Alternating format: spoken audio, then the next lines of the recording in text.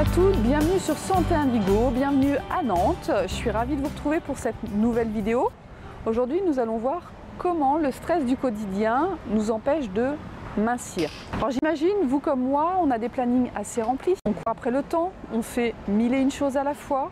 On veut que notre famille soit bien, on veut de la reconnaissance professionnelle. En gros, on voudrait que tout soit parfait et on a tendance à se créer du stress et de l'anxiété, à devoir gérer beaucoup de choses sur des laps de temps assez courts. Le stress est une réaction normale du corps, c'est-à-dire que notre corps, lorsqu'il a du mal à s'adapter, il va produire une substance qui s'appelle le cortisol.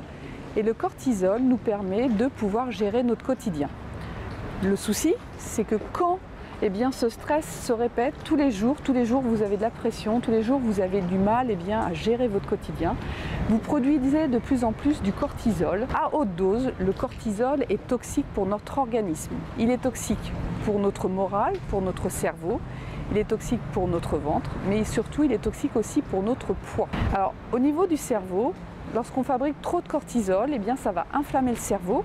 Ça va créer de l'anxiété, avoir de l'inattention, des troubles de la mémoire, mais aussi on ne va pas pouvoir fabriquer correctement la dopamine et la sérotonine. Alors vous savez, la dopamine, ce qui vous permet de vous lever le matin, enjoué, avec envie de faire plein de choses dans votre vie, faire plein de projets. Et la sérotonine, c'est plutôt l'hormone qui vous permet le soir d'être zen, relax. Tout va bien, vous n'avez pas envie d'aller grignoter dans le frigo, vous vous sentez détendu. Donc quand on a trop de cortisol, on ne peut pas fabriquer ces deux substances-là. On ne se sent pas bien, on se sent aussi très fatigué. Au niveau de l'organisme, le cortisol va empêcher l'insuline de fonctionner correctement, va stimuler les hormones qui permettent de stocker l'alimentation sous forme de gras, ça va faire de la rétention d'eau, donc vous n'allez pas pouvoir mincir avec le cortisol. Au contraire, vous gardez tout à l'intérieur et au contraire, vous stockez plus facilement. À assiette égale, vous allez plus stocker que quelqu'un qui est détendu. Et puis, ça empêche l'hormone de satiété de fonctionner. C'est-à-dire, dès que vous avez mangé avec le cortisol, vous avez de nouveau faim une heure après. C'est le cercle vicieux.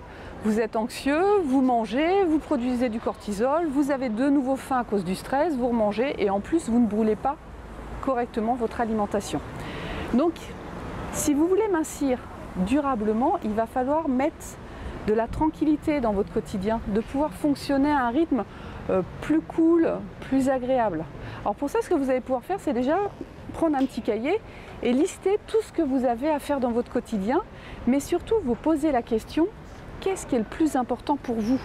Il y a des gens, par exemple, ça va être dans ma vie, moi j'ai besoin que ma maison soit bien rangée. Mais je m'en fiche si les extérieurs ne sont pas trop bien faits. Eh bien, commencez par là. D'autres, ça va être j'ai besoin d'être auprès de mes enfants, de passer du temps avec mes enfants. Donc, passez du temps avec vos enfants et tant pis, si le reste n'est pas fait, vous le ferez plus tard. Et n'essayez pas de faire mille choses à la fois, de toute façon, on n'a pas de super pouvoir. À côté de ça, vous pouvez aussi choisir dans vos tâches, vous posez cette question, c'est parmi toutes les choses qu'il y a à faire. Aujourd'hui, quelle est la tâche qui me paraît la plus évidente à faire et quand je serai rendue à ce soir, je serai fière d'avoir réalisé cette tâche.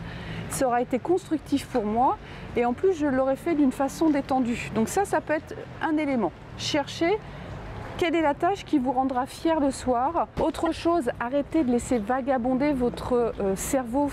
Revenez au moment présent, vous surconsommez votre énergie en pensant à mille et une choses à la fois. Revenez ici et maintenant. Qu'est-ce que vous êtes en train de faire ici et maintenant? Je me concentre sur ce que je fais. Par exemple, si je m'arrête là, tout de suite devant vous, qu'est-ce que je suis en train de faire? Alors déjà, je vous parle, mais j'ai surtout un cahier dans la main. Ah bon? Il est comment mon cahier? Eh bien, il est bleu. Pendant que je vous donne ces infos-là, mon cerveau ne peut pas penser à autre chose. Je gagne en énergie et après, je pourrai passer à autre chose. Donc, essayez de revenir au moment présent. Qu'est-ce que vous faites? Décortiquez vos gestes pour éviter que votre cerveau vagabonde. Autre chose importante, pensez à respirer. J'inspire, je sais que j'inspire. J'expire, je sais que j'expire. Ça paraît tout bête, mais ça vous permet de vous poser pendant quelques minutes. Ça permet de revenir à votre corps. Ça permet de vous oxygéner et pensez qu'il vous faut de l'oxygène pour brûler votre alimentation. et ça permet d'amener un état de bien-être. Donc voilà, déjà je pense que vous avez beaucoup d'éléments déjà pour travailler sur le stress de votre quotidien, de comprendre que plus vous serez stressé, moins vous pourrez mincir. Si cette vidéo vous a été bénéfique, que vous y avez trouvé des astuces et des réponses à vos questions, n'hésitez pas à la partager auprès de vos amis et surtout n'oubliez pas que vous pouvez télécharger la fiche pratique voilà, pour vous aider au quotidien en l'ayant sous les yeux, pour vous permettre de mettre de nouvelles habitudes de vie dans votre vie et d'être plus sereine. Je vous souhaite une belle journée, je vous dis à bientôt. Bye bye.